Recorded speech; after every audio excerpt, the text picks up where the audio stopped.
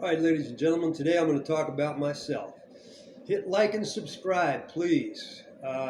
This is another edition of Felons Talk. And today I'll just talk about myself. So, my name is Mike Marino. I was born and raised in Paterson, New Jersey. Paterson had a big Italian community back in the day. And my mom is from Italy. She came over here when she was just a toddler, like 2 years old. And her family moved to East Harlem. And they stayed there for a few years, and then they moved to Knickerbocker Avenue in Brooklyn, which was a big Sicilian population back in the day. And I don't think it is anymore, though. And from there, they moved over across the river to Paterson, New Jersey, and that's where I was born back in 1953. Famous people from Paterson, Lou Costello from Abbott and Costello was from Paterson. The fighter, the guy that they made the movie about, Carter, what's his name? Hurricane Carter, he was from Paterson. Also from Paterson was the FBI agent that went undercover in the mafia, and they made the movie about him with Al Pacino and Johnny Depp. He was from my neighborhood. I think he's older than me though. Yeah, I started getting in trouble at a young age. I was a restless kid. I used to get in, fights and, truancy. Just kind of an incorrigible kid, Started using heroin when I was 15. First drug I ever used. Kids in my neighborhood were using heroin at the ages of 14 and 15 at that time. It was prevalent. And these were the 60s, late 60s. Dropped out of school, went into the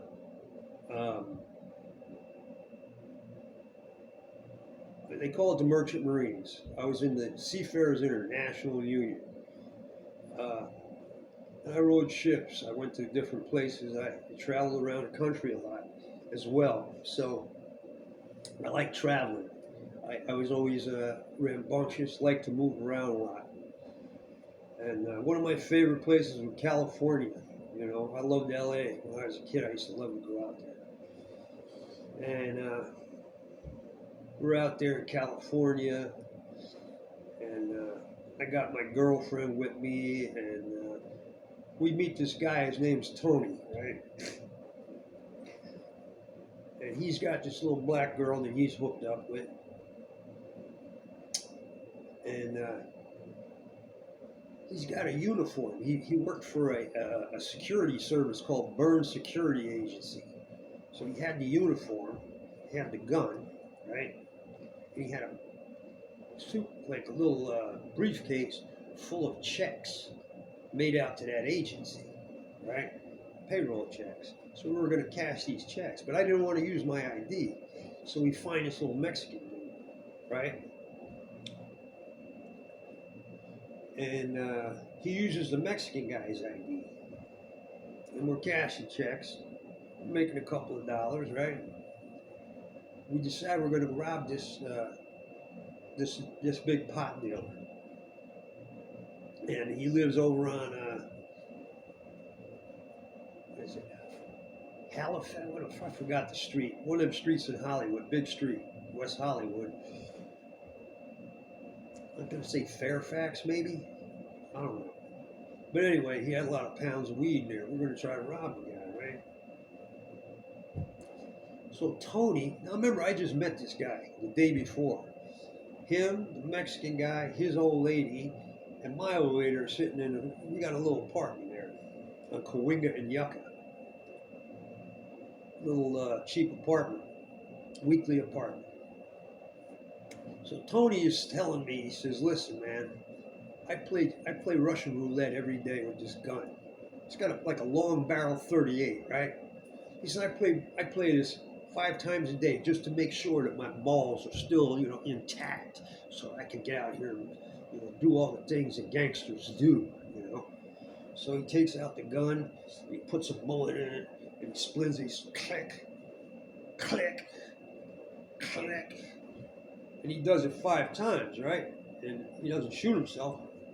I don't really believe he's got a bullet in the fucking gun. I think he's playing. I think he's like trying to bullshit us and press us or something, right? Uh, so yeah, I thought he was lying, right? So we're waiting for this guy to come over with a car. He's going to drive us over. We're going to pull this robbery and get all these pounds of weed. So he's standing behind me. I got the window open. This is like on the 5th floor, right? I'm looking out the window to see if the boy Silver. We're waiting for Silver to come with his car. When he comes, we're gonna go downstairs. We're gonna go make this move, right?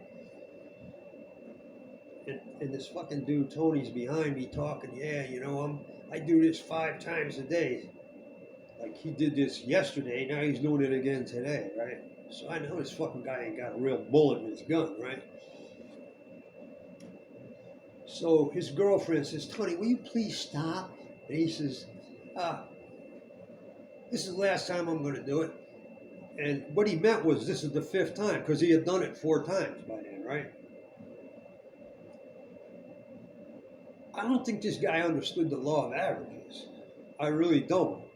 Because when he pulled that trigger, he blew his fucking brains out. Like right behind me. Like it was, what the fuck happened, man? I turned around, he was already on the floor bleeding out. Wow. He really had a bullet in that fucking gun, right? It's crazy. But look, have you ever seen somebody that's been shot in the head? First of all, we panicked and ran, right? We got the fuck out of there. Why, I don't know. It's my fucking apartment, right?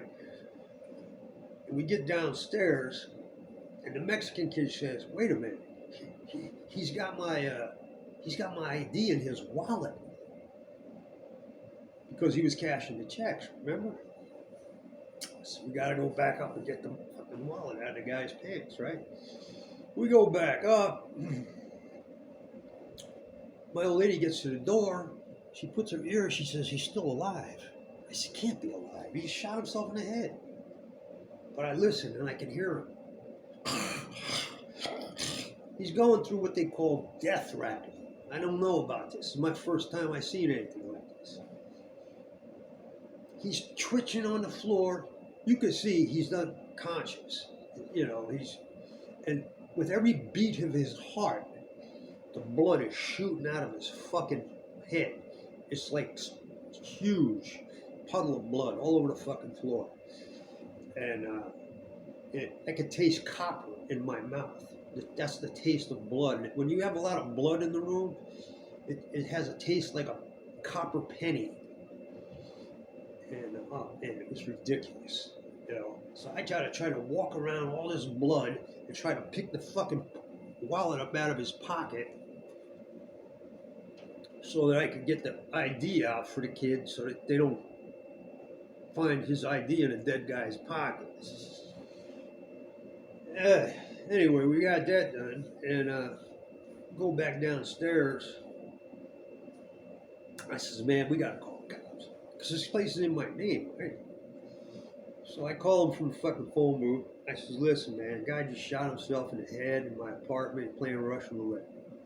Told him what the apartment number was, and I booked. And we got the fuck out of here. We went down to Western Avenue. Anyway, later that day, I called a friend of mine. He said, the cops are looking for you and shit, right? And I said, well, I don't know what they want with me. I don't have nothing to do with this guy. He shot himself. I didn't shoot him, They said that they said they know you didn't do anything wrong. They just want you to come in and give your statement and they'll let you go. So I got the people that were there with me and I got them all together. And I said, listen, man, you want to pick us up? We're over here. They took us down to the station and we just told them what happened. The guy was playing Russian roulette and blew his brains out. And there was no problem. They let us go. There was no problem. They said they could tell by the trajectory of the bullet, and I guess they had powder burns on his hands. They took powder. They gave powder burn tests to all of us to make sure we hadn't shot a gun, and that was it. So there was no problem after that. But I got in a lot of trouble in L.A. And I used to keep coming back to L.A. and had a friend of mine that was with me, and we're staying at this like rooming house, and it was kind of a place where a lot of thieves, drug dealers would stay in it, and a lot of drug use. It's like a fucking like a crack hotel almost like that, but this is before the crack era. This was the heroin era. Anyway, these two black guys robbed my buddy. And when they robbed him, they said, this is how you rob a white boy. I said, what? When he told me that, man, I was like, wait a minute. Now, that's not right, man. Like, no, we got to do something about this, right? So I don't have a gun at this point, but I have a Bowie knife. Long story short,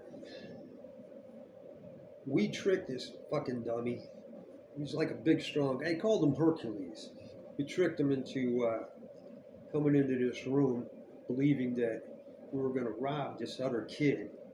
When we got him in the room, I pulled out the fucking knife and I was getting ready to hit him. And he saw me just out of the corner of his peripheral vision.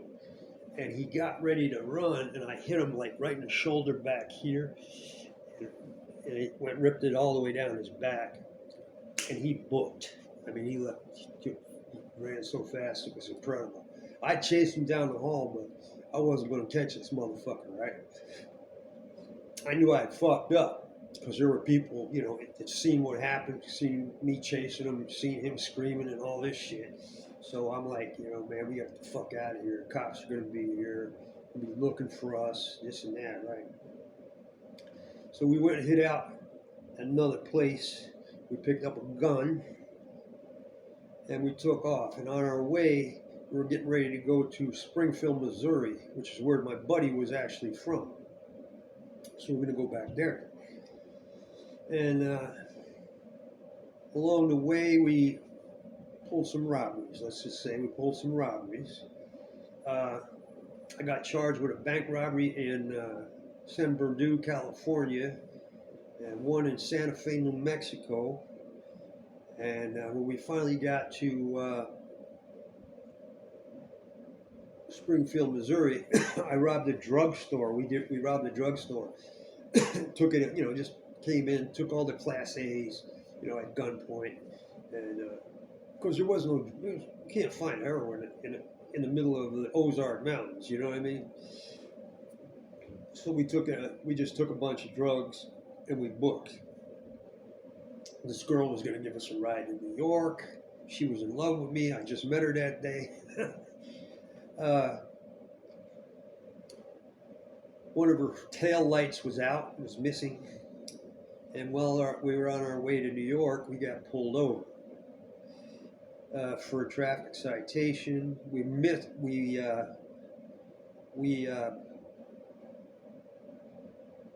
fit the description of the armed robbers who took them to rob that pharmacy in Springfield. So they arrested us for that. And then we also fit the description of the robbers from the bank robbery in Santa Fe, the bank robbery in San Bernardino. So it became like a domino effect, And They knew about the stabbing too. They knew I hit Hercules. They knew I stabbed him because my co-defendant started talking. He told them everything. Why we had to leave LA in a hurry and all this shit. Uh, we never got prosecuted for the stabbing. I took a plea deal, and I got 25 years. And they dropped a bunch of armed robberies, and I pled guilty to the one in Santa Fe. And that was it. Got 25 years. And with an A2 sentence, which meant that I was eligible for immediate parole eligibility. Didn't mean I was going to get parole, it just meant that I could see the parole board. Anyway, I waited for them to pick me up, take me to the penitentiary, and every night that I waited, I kept having a dream that I was on the run, that I was running down the street, that I was running, and I was running, and I was running, I was running. So I made up my mind, I'm going to try it. I'm going to try to get out of here. So here's what I did. I got a razor. I broke it open. And I took the blade out, and I scraped it on the floor until it was fucking dull, right? And I put in a little piece of toilet paper and I swallowed it. I get the guys in the fucking tank with me to go call the cops. Hey officer, get this crazy motherfucker out of here. He just swallowed a fucking razor blade. He just swallowed a razor blade. He's trying to kill himself. They come, man. What'd you do with the razor? Oh man, I don't want to live. They gave me all this time. I don't want to live, you know. So they take me down to the fucking hospital, right? Get out of the hospital. They says, take off his leg irons. You can't have any metal on the x-ray table, right? You take off the fucking thing. I got a little knife I made out of a fucking toothbrush handle. Couldn't have been that long. It wouldn't have hurt nobody if I'd stabbed him. Anyway, it just wouldn't have hurt. But I put it under the guy's neck. When I jumped off the table, I grabbed him. I says, I'll cut his fucking head off. And I turned around, I went to the door, and I booked. I ran like a motherfucker. I got away. I ran right across the fucking street into the fucking university parking lot. Man, it was like, I got completely away.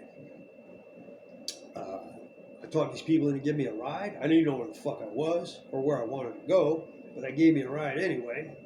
I said, just take me the fuck away from here. I said, a lot of bad karma around here, you know? Some hippie shit I was talking, right? Back in the hippie days. I said, somebody stole my backpack and all this bullshit. Anyway, make a long story short, I find a car. So one of them 63 Chevrolets, where you just turn it and it turns on. Back in the day, I don't know if anybody knows what a 63 Chevy used to be. You didn't need a key to start it unless it was in the locked position. So I found one that wasn't, and I stole the car. I tried to drive to El Paso, ran out of gas, like almost in the middle of the desert. I got out, stuck my thumb out, guy picked me up. I says, I'm going to El Paso. He says, I'm only going about 15 miles. He said, you could spend the night. I says, you know, if you want, get back on the highway tomorrow. That's what I did. But then I called somebody from his house. Somebody came from back east to help me. They rented a car in El Paso. They picked me up. And anyway, to make a long story short, I was back in LA. I got a gun. I started sticking up places all over the place.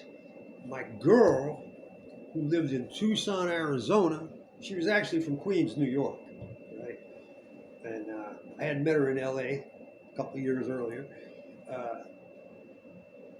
Her father had retired and moved to Tucson.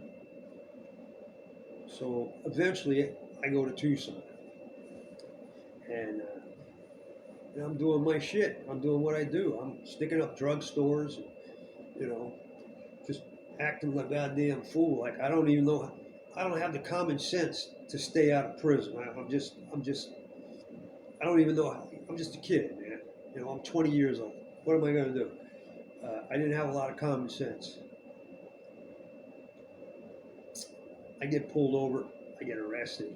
They charge me with 3 counts of armed robbery. Tucson. Take me to jail. They said, "What's your name, sir?" I don't have any ID on me, right? I said, "My name is Stephen Terry Holzer."